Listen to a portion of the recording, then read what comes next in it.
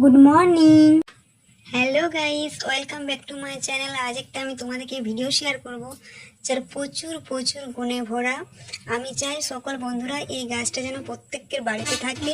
শুধু এই গাছটা নয়, এইরকম গুণের গাছ আমাদের অনেক আছে, যেটা যেন থানকুনি পাতা, এছাড়া পুদিনা, নিম, তুলসী, অ্যালোভেরা, এসব গাছগুলো আমাদের বাড়িতে থাকা খুবই দরকার। থানকুনি পাতা প্রতিদিন সকালে যদি খালি পেটে খাওয়া হয়, এর গুণ প্রচুর প্রচুর। এর গুণ তো সকলেই কম বেশি সবাই জানো। যেমন বয়স ধরে রাখে, চুল পড়া, হাই প্রেশার নিয়ন্ত্রণ করে, স্কিন ভালো রাখে এবং সুগার, ডায়াবেটিস ওকে নিয়ন্ত্রণ করে। এই সকালে খালি পেটে খাও, এর গুণ জেনে নাও, সবাই তবেই বুঝতে পারবে। প্রতিদিন সকালে নিয়মিত খালি পেটে 2 থেকে 4টে পাতা খাও, তবে এর গুণ বুঝতে পারবে।